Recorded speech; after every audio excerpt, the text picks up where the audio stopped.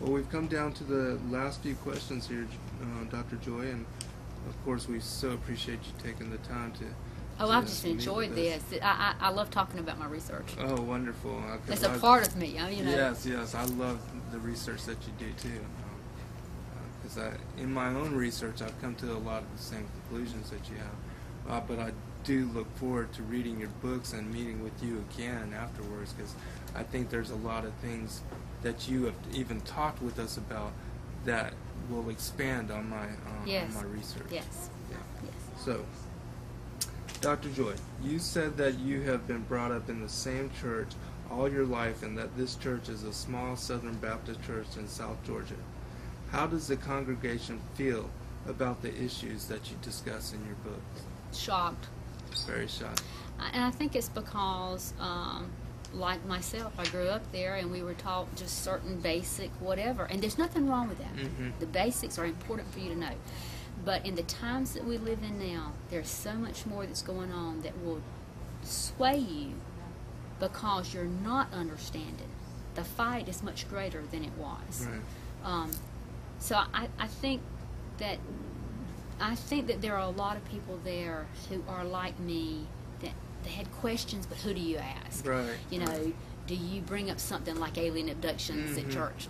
Mm-hmm. Do you talk about that there were angels that may have mated?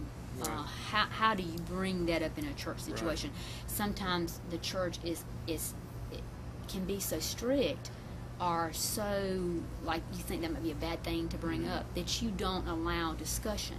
Right. And I have always been this way. I want to know the truth. Whatever it is, Right. I just want to know the truth. Absolutely. And so I think that the people that I grew up with there that know me, they know that in my heart I love the Lord. Mm-hmm. And that I am searching diligently, because there are people who have left churches because they couldn't find answers. Right. And I'm trying to be that person. I'm trying to be the restorer back, that you can understand that science and religion do have a purpose together, where it's been separated so long that they think, well, either you got to believe this way and you can't believe this way, you can't believe this way, you can't believe this way. I'm showing you that it's a connection. Yeah, and there. there's an underlying truth behind it all. Definitely. So I enjoy going to my church. Like I say, I started there the week after I was born. I play the organ, play the piano, play the drums there, sing in the choir. So I love this little church. It's very special to me, and I've never had a desire to ever leave. I feel like when I go into the church that I'm going there to worship my Lord and Savior. Absolutely. Whether I'm there by myself or there's 50 million people in that building. Right.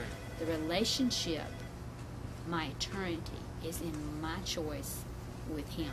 Absolutely. Doesn't matter who else is there. Right. Yeah, it's a personal relationship. And if I can help others who have had problems, I want them to know the truth about what's out there. This is the last question. We've got 9 minutes on the film. How do you feel about the public's reaction to the info that you have released? And do you feel it is time for these hidden secrets to be known by all? Well, I think the hidden secrets have always been out there, but they've been limited to people who had either certain bloodlines, or either they were a part of secret societies, and that they kind of known what's been going on along all the time. I feel like I'm kind of like Moses was when he sent the people out to find out what the bad guys were up to. Right. To be a good strategist or to be a good fighter against Satan, you've got to know what is he up to. It's like in your own life, as things start happening bad, instead of blaming God, you go, okay, let me put this in perspective.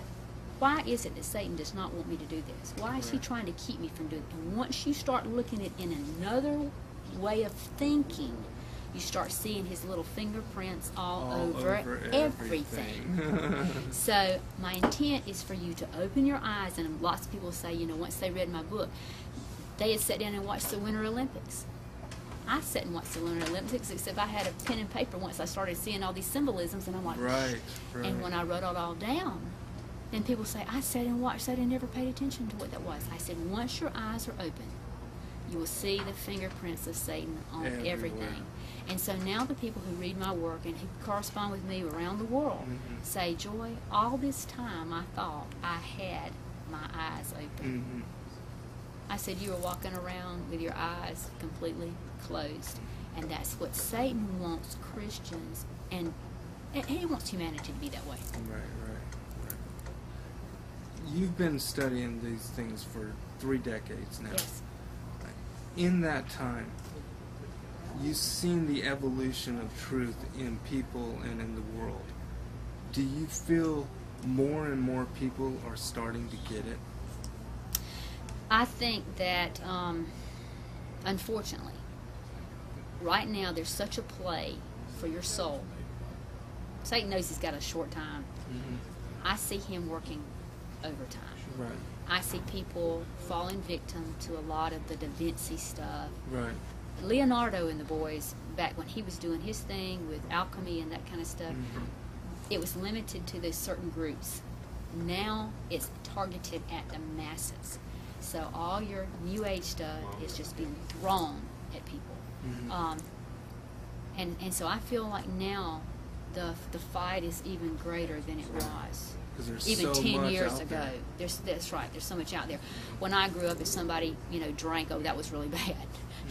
That they smoked a cigarette. That was kind of whatever. Now you just think of what you can get into. Exactly. So Satan is offering so much more to grab you at a younger age, to convert you quickly, through things just as simple as Harry Potter. Right. Exactly. And Harry Potter, a lot of music, people in the Christian world go, "Oh, it's fantasy," and I'm like, walking around with your eyes closed. Exactly. Because the fingerprints are there. Right. And once you understand where she got her information and who she got it from. And it's enculturating all the children. Brainwashing. Right, exactly.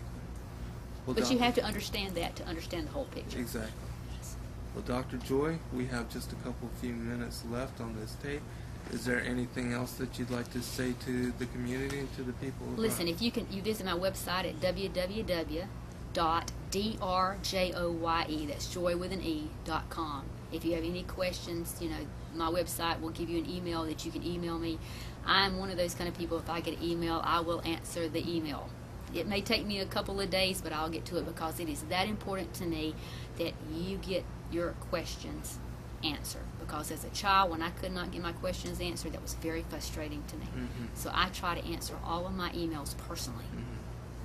Well, thank you, and I can attest to that because that's how Dr. Joye and I became introduced. Yes. And so, again, this is Zen Garcia with FallenAngels.tv, and I just want to thank you, Dr. Joye, for the opportunity that we've had to interview you this day.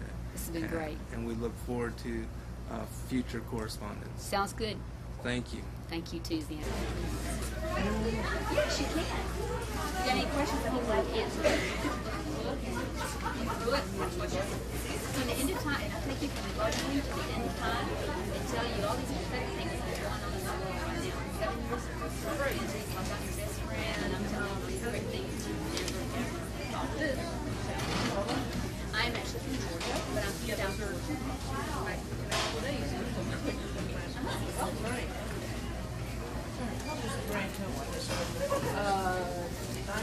Did I give you a pamphlet? This is about my latest book that I'm signing today.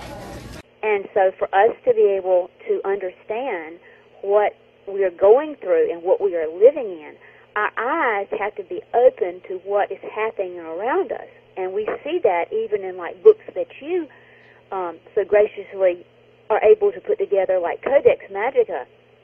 I mean, a lot of people do not understand that these particular signs and gestures and certain things are happening very openward, but they're not. If you don't understand it, then you don't pay attention to it.